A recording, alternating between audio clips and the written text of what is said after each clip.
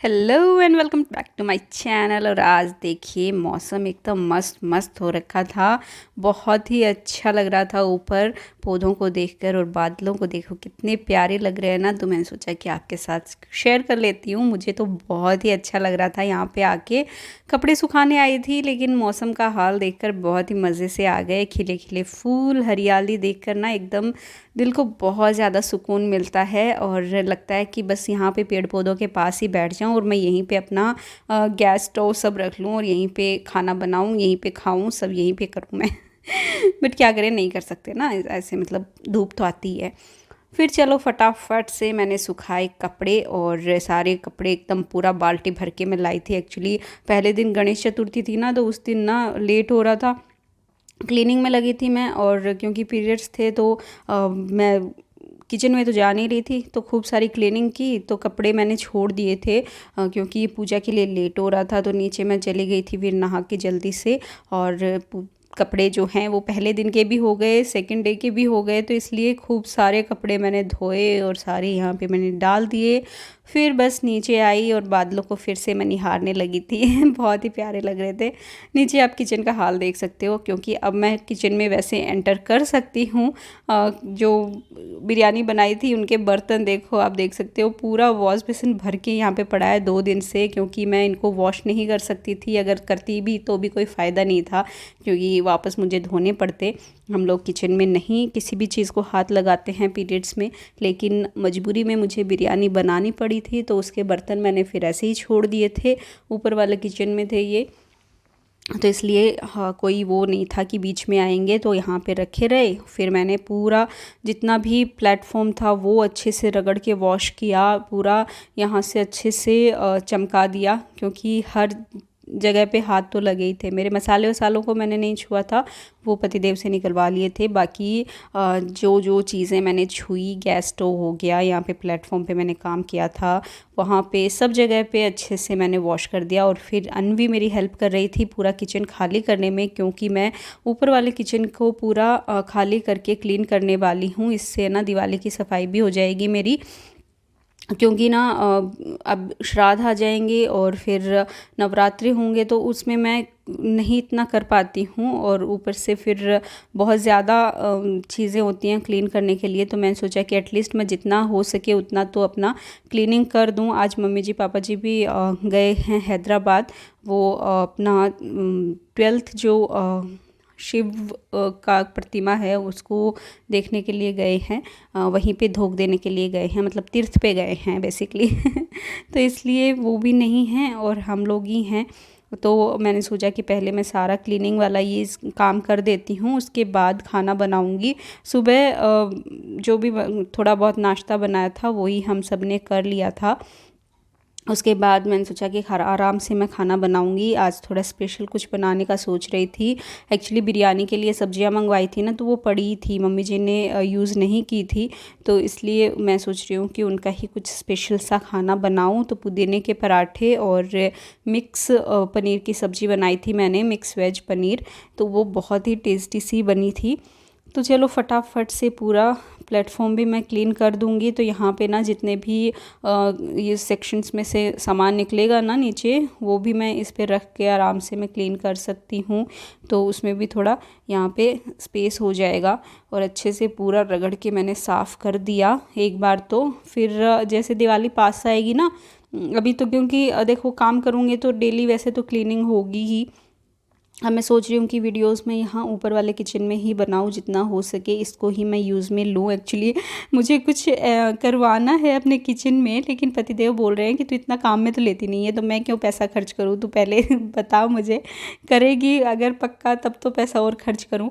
तो यहाँ पे देखो पूरा सामान का ना भंडार भरा जा रहा है, बहुत सारा सामान मेरे किचन में से निकले जा रहा है एकदम चारों तरफ, पूरे हॉल में किचन का सामान फैल गया। ये ना पहले ही अनवी और उसके पापा ने निकाल दिया था बहुत सारा सामान। फिर मैंने सोचा कि चलो अपने सारे बर्तन जितने भी मैंने धोए हैं इस पे फैला देती हूँ, तो जल्दी से वो सूख जाएंगे, तो उनको फिर मैं लगा दूँगी। लेकिन ये सारे काम करने में ना मुझे 2 दिन लग गए, 2 दिन लगे मुझे ये किचन पूरा साफ़ करने में। तो आज तो मैं पूरा इसको खाली करूँगी, खाली करके और जितने भी मतलब सेक्शन हैं उनको अच्छे से मैं क्लीन करूँगी। कैबिनेट्स हुए, ड्रॉर्स हुई, सबको मैं क्लीन करके छोड़ दूँगी और दूसरे दिन मैं इनको वापस सामान लगाऊंगी, क्योंकि अब इतना सारा सामान उनमें से निकला है और काफ़ी टाइम से मैंने यूज़ नहीं किए हैं ना सारी चीज़ें। तो मुझे लग रहा है कि सारा जो भी मेरे बर्तन हैं उनमें कॉकरोच चले गए हैं, तो मैं सबको वॉश कर कर के छोड़ रही हूँ। एक बार वॉश हो जाएंगे ना तो मुझे भी तसल्ली हो जाएगी और मैं जब यूज़ में लूँगी ना तो मुझे इतना ज़्यादा बार बार उनको धोना नहीं पड़ेगा। तो आप देख सकते हो मेरे पास कितने सारे क्रॉकरी आइटम्स हैं तरह तरह की। जब कुछ भी ऐसे आप काम करते हो ना अपने चीज़ों से रिलेटेड, अब मैं फूड व्लॉगिंग का करती हूँ तो मुझे ना बहुत ही क्यूट क्यूट से छोटे छोटे बर्तन ख़रीदने में बड़े ही मज़े आते हैं, बहुत ही अच्छा लगता है। तो इसलिए मैं ना इतने सारे इकट्ठे कर रखे हैं और अभी भी अगर मैं जाऊँगी ना, अगर मुझे दिख जाएगी कोई भी क्रॉकरी शॉप तो कुछ ना कुछ तो मैं उठाकर ज़रूर लेकर आऊँगी। तो ये तो मतलब चलता ही रहता है। तो बहुत सारे बर्तन मैंने इकट्ठे कर रखे हैं तो उनको अब वॉश भी करना ज़रूरी है। और एक बार वॉश हो जाएंगे ना तो एक थोड़ा क्लीन भी लगेंगे और मुझे भी ऐसे रहेगा कि हाँ अभी इनमें कॉकरोच तो नहीं चले हुए हैं, क्योंकि किचन में कॉकरोच तो आ जाते हैं। अब अगर आप उसको बार बार कहीं पे काम भी नहीं कर रहे हो ना तो ऐसे ही बंद ही रहते हैं कैबिनेट्स, तो उनमें कॉकरोच फिर आ जाते हैं। तो इसलिए मैंने सारे कैबिनेट्स को खुला ही छोड़ा। और ये देखो ये बांस वाली जो छोटी जो टोकरी है ना वो प्रसाद में आई हुई हैं और फिर मैं भूल गई थी इनको कि ऐसे गीला नहीं छोड़ना है, इनको मुझे धूप में रखना चाहिए था। बट मेरा एक जो टोकरी है वो खुल गई और ख़राब हो गई गीले की वजह से। बट वो मुझे इतना आइडिया नहीं था, फ़र्स्ट टाइम ही मैंने ऐसे उनको वॉश किया है। अदरवाइज़ तो मैं ऐसे ही स्पॉन्ज के उनको यूज़ करती हूँ। बट मैंने वॉश कर दिया और फिर गीली रहने की वजह से ना फिर एक ख़राब हो गई थी।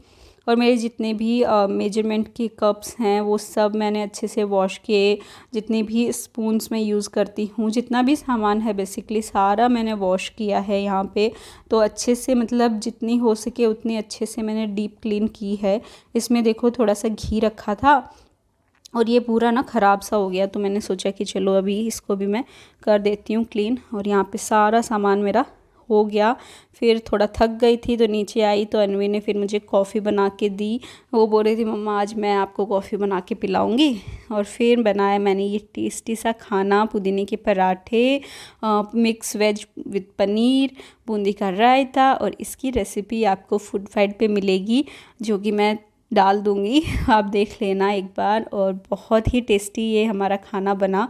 फिर शाम को मैं वापस आई, थोड़ा बहुत सेक्शन जो खाली नहीं कर पाई थी अनवी वो मैंने खाली किए, क्योंकि मैं भी बर्तन वर्तन सब धोकर फिर खाना वाना बनाया, बहुत टाइम उसमें चला गया ना तो थक गई थी। और उससे भी क्या एग्ज़ाम चल रहे हैं तो बहुत ज़्यादा मैं उसको नहीं बोल सकती थी कि मेरी इतनी हेल्प करो क्योंकि जितनी उसने करवाई वही बहुत ज़्यादा थी।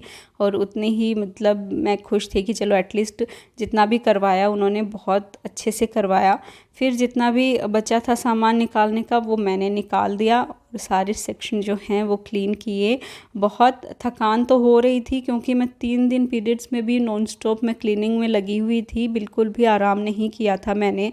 और आज मेरा 4th डे था तो किचन में भी जाना था, मम्मी जी भी नहीं थे हेल्प करने के लिए और ये भी ज़रूरी था करना क्योंकि सामान जो है बच्चों ने थोड़ा बहुत पहले निकाल दिया था तो पूरा हॉल जो है वो सामान से भरा हुआ है।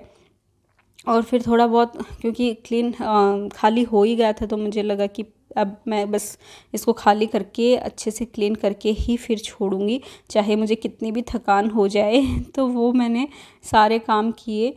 और फिर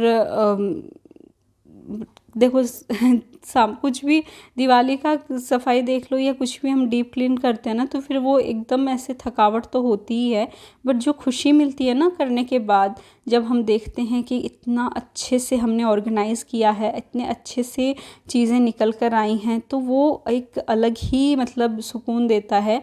और फिर उसकी मतलब खुशी अलग ही होती है, ये तो आपको भी पता ही है।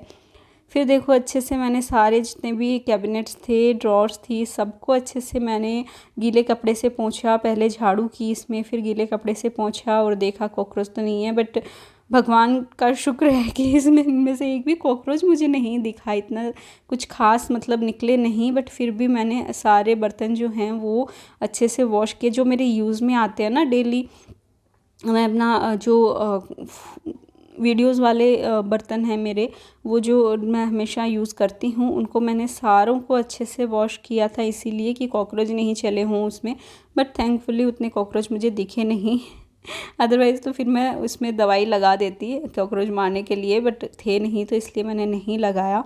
और फिर सारे सेक्शन को ना मैंने ऐसे क्लीन करके और खुला छोड़ दिया, ताकि वो अच्छे से ना दूसरे दिन तक अच्छे से सूख जाएँ। और थोड़ी थोड़ी जगह ना मार्बल पे पता नहीं कैसे यहाँ पे रस्ट आ गया, पता नहीं वो थोड़ा सा येलो येलो हो गया था।